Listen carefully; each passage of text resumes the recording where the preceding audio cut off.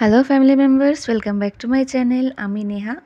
আমার সঙ্গে নতুন একটি ভ্লগে তোমাদের অনেক অনেক ওয়েলকাম জানিয়ে আজকের ভিডিওটি শুরু করছি।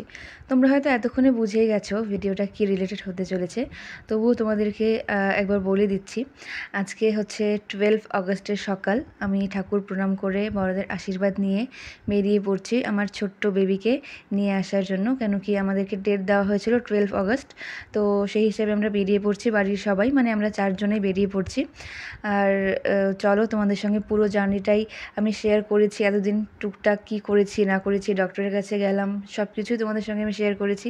তো ভাবলাম আজকের এত সুন্দর একটা দিন কেন তোমাদের সঙ্গে শেয়ার করি না, তো সেই জন্যই ভাবছি যে তোমাদের সঙ্গে পুরোটা শেয়ার করি। আর হ্যাঁ, আমি অনেক কিছুই ক্লিপস নিতে পারিনি, যেহেতু আমি নিজেই অ্যাডমিট ছিলাম আর আমার হাজব্যান্ডও অনেক রকম টেনশনের মধ্যে ছিল, তো বেশি কিছু ক্লিপস তো নেওয়া হয়নি। তো যতটুকু ও ভিডিও করে রেখেছে আমার জন্য, যাতে আমি পরবর্তীতে দেখতে পাই, তো সেগুলোই তোমাদের সঙ্গে আমি শেয়ার করছি। এখনও অবধি তো ভিডিওটা আমিই করছি, কেন কি আমি একেবারেই সুস্থ এখন। তো যতটুকু পারছি আমি নিজে নিজেই ভিডিওটা করার চেষ্টা করেছি। তারপর যখন আমি অ্যাডমিট হয়ে যাই, তখন আমি ওকে রিকোয়েস্ট করেছিলাম যে তুমি একটু ভিডিওটা করে দিও, যাতে করে আমি পরবর্তীতে দেখতে পাই আর আমার ফ্যামিলি মেম্বার্সদেরকেও দেখাতে পারি। তো সেই জন্য ও কিছু কিছু ক্লিপস নিয়ে রেখেছে, আর সেগুলোই তোমাদের সঙ্গে আমি শেয়ার করছি। আর আমাদের গাড়িতে সব মালপত্র ওঠানো হয়ে গেল, মানে যা যা নেসেসারি জিনিস কি লাগবে না লাগবে আমার জন্য, বেবির জন্য। আর যেহেতু ও ওখানটায় থাকবে, মানে আমার হাজব্যান্ডও থাকবে, ওরও জন্য কিছু জিনিসপত্র নেওয়ার ছিল। তো সেই সব কিছু প্রয়োজনীয় জিনিসপত্র আমরা গাড়িতে উঠিয়ে নিলাম। আর তারপর আমরা এখন বেরিয়ে পড়ছি বাড়ি থেকে। এখন বাজে সকাল প্রায় 10টা মতো বাজে। আর আমাদেরকে না অ্যাডমিট হওয়ার টাইম দিয়েছিল 9টার দিকে। 9টার দিকে বলেছিল আমি যেন অ্যাডমিট হয়ে যাই। আর আমরা বাড়ি থেকে বেরিয়েছি ওই 9:30 পৌনে 10টা নাগাদ, অনেকটা দেরি করে বেরিয়েছিলাম। কেন কি আমি জানতাম যত তাড়াতাড়ি আমি অ্যাডমিট হব, তত বেশি ট্রিটমেন্ট আগে থেকে চালু হয়ে যাবে আর অনেকটা কষ্ট হবে। তো ভাবছিলাম একটু যাতে লেট করে করা যায়, কেন কি আমার ওটির টাইম দেওয়া ছিল 1:30টার দিকে। তো আমি ভাবছিলাম একটু যেন দেরি করে অ্যাডমিট হতে পারি, তাতে করে একটু হয়তো ওই সূচটা একটু গায়ে কম ফুটবে। তো সেই জন্য আমি বলেছিলাম একটু দেরি করে যাই, যেহেতু আগের থেকে সব কথাবার্তা হয়েই ছিল আমাদের হসপিটালে, তো গেলেই অ্যাডমিট হয়েই যাব। তো সেই জন্য অত চাপ ছিল না, জানি যে গেলে সব স্মুথলি হয়েই যাবে। তো সেই জন্য আমরা একটু দেরিতেই বেরিয়েছি, মানে আমার জন্য একটু দেরি করেই বেরোনো হয়েছে। আর আগে থেকে সবাই রেডি ছিল, সবাই ভীষণ খুশি। আর আমি যে কতটা খুশি ছিলাম সেই মুহূর্তে, আমি হয়তো এটা বলে বোঝাতেও পারবো না। অনেকেই বলছিল আমি যেন টেনশন না করি, যেন চাপ না নিই, সব যেন ঠিকঠাক থাকে। তো আমি বিশ্বাস করো একটুও চাপ নিইনি, একটুও টেনশন ছিল না। আমি তো পুরো রাস্তাটা খুব হ্যাপি হ্যাপি গান শুনতে শুনতে গিয়েছিলাম, কোনো রকমেরই টেনশন করিনি। আমি জানতাম টেনশন করলে আমারই ক্ষতি হতে পারে, টেনশন করলে হয়তো পরবর্তীতে কিছু প্রবলেম হতে পারে ওটির টাইমে, সেই জন্য আমি একদম কুল ছিলাম। আর আমার টেনশন করাটা একটা খুব বাজে একটা স্বভাব। তো আমি এতদিন সাফার করেছি, তো চাই না আমি লাস্ট দিনটাতে, এত ভালো একটা দিনটাতে টেনশন করে দিনটাকে নষ্ট করে। আমি চেয়েছিলাম এনজয় করে আমি খুব হ্যাপিলি যেন হসপিটালে যেতে পারি। তো দেখো তোমাদের সঙ্গে গল্প করতে করতে আমি চলে আসলাম নার্সিংহোমে। আর আমরা যেহেতু মালবাজার থেকে শিলিগুড়ি এসেছি, তো সেই জন্য টাইমটাও একটু বেশি লেগেছে। আমরা পৌঁছেছি ওই 12টা নাগাদ পৌঁছেছিলাম, আর আমার ওটির টাইম ছিল 1:30টা। তো ঠিকঠাক টাইমেই গেছি। তো এখন পর্যন্ত আমি ভিডিওটা তোমাদেরকে করে করে দেখাচ্ছি। আর আমি এখনও সুস্থভাবে এন্টার করলাম নার্সিংহোমের ভেতরে। আর এই যে আমাকে অ্যাডমিট করে দেওয়া হয়েছে, এবার থেকে ভিডিওটা করবে আমার হাজব্যান্ড। আর আমি তোমাদেরকে হাই বলে দিলাম। আর তোমরা আশীর্বাদ করো আমার যেই বেবি আসুক, ছেলে বা মেয়ে, সে যেন সবসময় সুস্থ থাকে, খুশি থাকে, ভালো থাকে। তো এই যে এখন আমাকে নিয়ে যাচ্ছে ওটিতে অপারেশনের জন্য। আর সামনে দাঁড়িয়ে আছে আমার মা আর মামি। তো আমার ওটির টাইমে অনেকেই আমার রিলেটিভরা এসেছিলো। আর আমরা তো বাড়ি থেকে 4 জন গেছিলামই, তাছাড়া আমার মা, মাসি, মামি সবাই গেছিলো সেখানে। আর এই দেখো আমাকে নিয়ে যাচ্ছে। সবাই ভাবছিল আমি মানে খুব টেনশন করছি, খুব ভয় পাচ্ছি। আমার মা তো অনেক টেনশন করছিল এটা নিয়ে, যে আমি হয়তো প্যানিক করব। কিন্তু আমি এই মুহূর্তেও খুব হ্যাপি ছিলাম, একটুও ভয় পাচ্ছিলাম না। আর খুব খুশি খুশি গেছি, জানি খুব ভালোই কিছু হবে। আর এই যে আমার বেবির মুখ দেখিয়ে দিয়েছে। আর এখানটায় সবাই খুব খুশি ছিল, ওরা নাকি এতটাই খুশি হয়েছিল বেবিকে দেখে, আশেপাশে সব লোক ছুটে চলে এসেছিলো আমার বেবিকে দেখার জন্য। আমি ওদের কাছে শুনেছি পরে। আর একটু খারাপ ব্যাপার হয়ে গেছিলো, আমার বেবির একটু শ্বাস নিতে প্রবলেম হচ্ছিল জন্মের পরে। তো সেই জন্য ওকে এখানটায় রাখা হয়েছিল ওই 1 ঘন্টার জন্য। দেখো ও কয়েক মিনিটের বেবি, দেখো কতটা হাত পা ছুটছে, কতটা খুশি খুশি ছিল ও আর আমিও। তো সব কিছু ঠিকঠাক হয়েছে। আর এই যে রুমটা তোমরা দেখতে পাচ্ছ, এটা হচ্ছে আমার হাজব্যান্ড এই রুমটা রেন্টে নিয়েছিল, যেহেতু আমি ওখানে 4 দিন অ্যাডমিট ছিলাম। তো যাতায়াত করা সম্ভব না মালবাজার থেকে, সেই জন্য ও এই রুমটা রেন্টে নিয়েছিল। আর একদম নার্সিংহোমের কাছেই ছিল। ও টুক করে যেত আর আমার সঙ্গে বেবির সঙ্গে দেখা করে চলে আসতো। তো সেই জন্য ও এখানটায় ছিল। আর ওই রুমটাও তোমাদেরকে দেখিয়ে দিলাম কোথায় ছিল, কেমন রুমে ছিল। তো এই যে এই রুমটাতে ও ছিল, আর ঠিক তার পাশেই আমি আর আমার বেবি ছিলাম।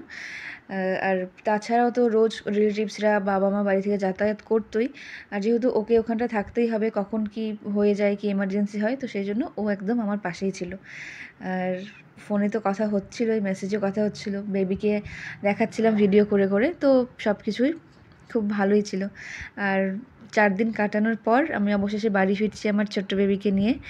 আর দেখো তোমরা, অনেকটাই খুশি খুশি, অনেকটা ফ্রেশভাবে গেছিলাম।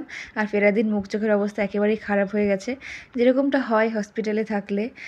খুব একটা ভালো পরিবেশ তো থাকে না, বাড়ির মতো পরিবেশ তো একেবারেই সেখানে থাকে না। তো সেই জন্য একটু চোখ মুখটা খারাপ হয়ে গেছে, কিন্তু আমি অনেকটাই সুস্থ হয়ে বাড়িতে ফিরেছি। এখন আমি অনেকটাই সুস্থ আছি।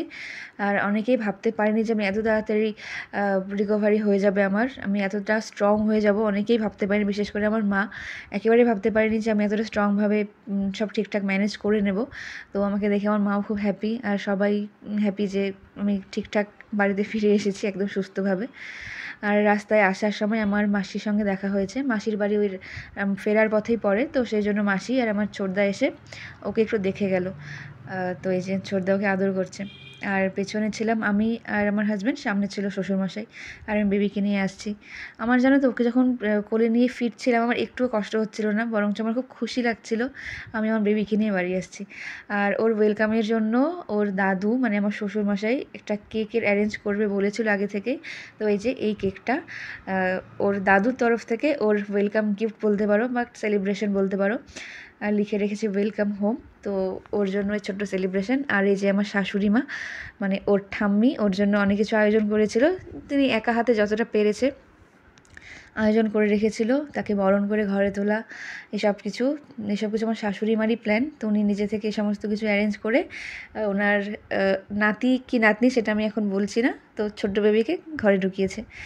এই দেখো বেবি তো পুরো রাস্তাটাই ঘুমিয়ে ঘুমিয়ে এসেছে, আর একটুও জাগেনি, একটুও ডিস্টার্ব করেনি আমাকে। তো খুব ভালোভাবে আমরা হ্যাপিলি গেছিলাম আর হ্যাপিলি বাড়িতে আসলাম। আমরা গেছিলাম 4 জন আর বাড়িতে এসে হয়ে গেলাম 5 জন। খুব হ্যাপি লাগছে, খুব খুশি লাগছে মনটা। আর তোমরা আশীর্বাদ করো আমার বেবিকে, যেন ও সবসময় খুব সুস্থ থাকে, ভালো থাকে, আর যেন একটা খুব ভালো মানুষ হতে পারে। ব্যাস, আর কিছু চাই না।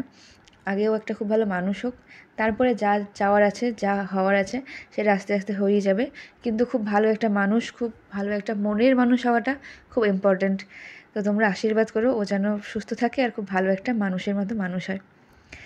ওকে এখানটায় মধু খাওয়ানো হচ্ছে, ওর ঠাম্মি ওকে মধু খাওয়াচ্ছে যেন ও মধুর মধুর মিষ্টি মিষ্টি কথা বলে। তো সেই জন্য ওকে একটু মধু খাওয়ানো হচ্ছিলো এখানে। আর দেখো, যখনই মধুটার মুখে দেওয়া হচ্ছে ও হাত পাগুলো নেড়ে নেড়ে কিছু একটা বলার চেষ্টা করছে, হয়তো আমরা সেটা বুঝতে পারছি না। তো হাত পাগুলো নাড়ছিল। আর এখন বলেছে যে ঘরে আসো, ঘরে আসার সঙ্গে সঙ্গে ফুল ছিটিয়ে ছিটিয়ে আমাদেরকে ওয়েলকাম করা হলো। দেখো তোমরা, ঠাম্মি তো খুবই খুশি, দাদুও খুব খুশি, আর অবভিয়াসলি আমরা মা বাবারা তো আরও বেশি খুশি।